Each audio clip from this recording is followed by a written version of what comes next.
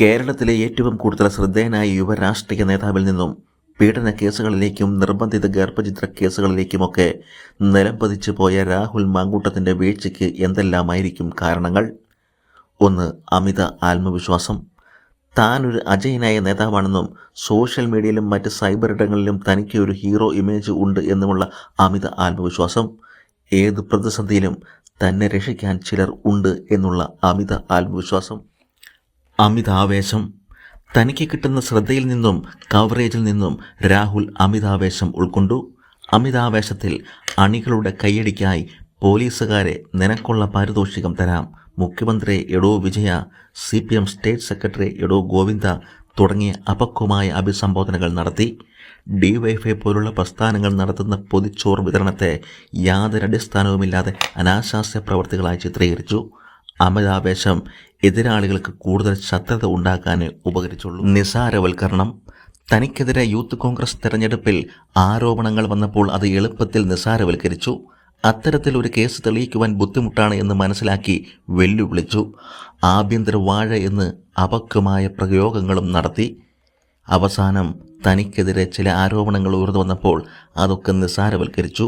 ഒരുപാട് പ്രവർത്തനങ്ങളിലൂടെയും പ്രായോഗിക വഴികളിലൂടെയും കഷ്ടപ്പാടുകളിലൂടെയും ഒരു നേതാവിന് ലഭിക്കുന്ന ജനപ്രീതിയും ഉയർച്ചയും ചില ടെലിവിഷൻ ചർച്ചകളിലെ വാക്ചാതുര്യം കൊണ്ടും പ്രസംഗങ്ങൾ കൊണ്ടും നേടിയപ്പോൾ അർഹതപ്പെട്ടതിലും അപ്പുറമുള്ള സ്ഥാനമാനങ്ങൾ കെട്ടി. അത് ഒരുതരം മൂക്കാതെ പഴുക്കുക എന്ന പ്രയോഗം പോലെ ഒന്ന്.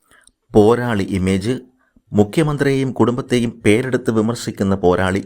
എതിർപക്ഷത്തുള്ളവരെ നിശിതമായ ഭാഷയിൽ കൈകാര്യം ചെയ്യാൻ പറ്റുന്ന പോരാളി ഇമേജ് എല്ലാം മാങ്കൂട്ടത്തിന് അമിതാവേശവും അഹങ്കാരവും നൽകി.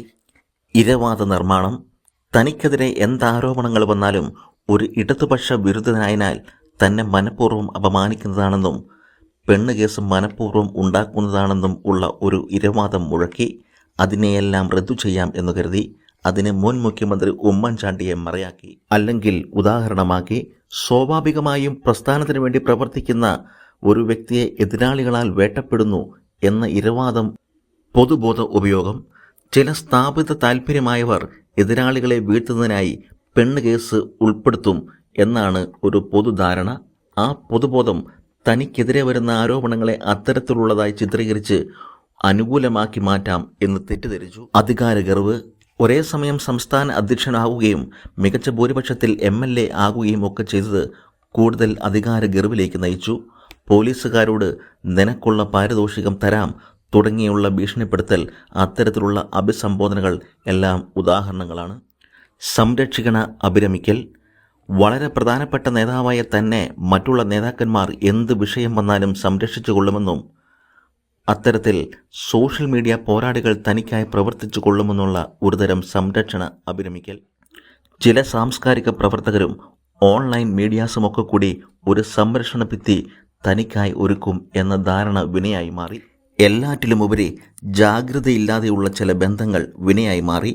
പലപ്പോഴും ഒരു പൊതുപ്രവർത്തകൻ്റെ ചെയ്തികളെ സമൂഹം നിയമത്തിൻ്റെ നൂലിഴകൾ കീറി പരിശോധിക്കുന്നതിന് പകരം ധാർമ്മികമായാണ് നോക്കുന്നത് എന്ന വസ്തുത മറന്നുപോയതും വിനയായി മാറി.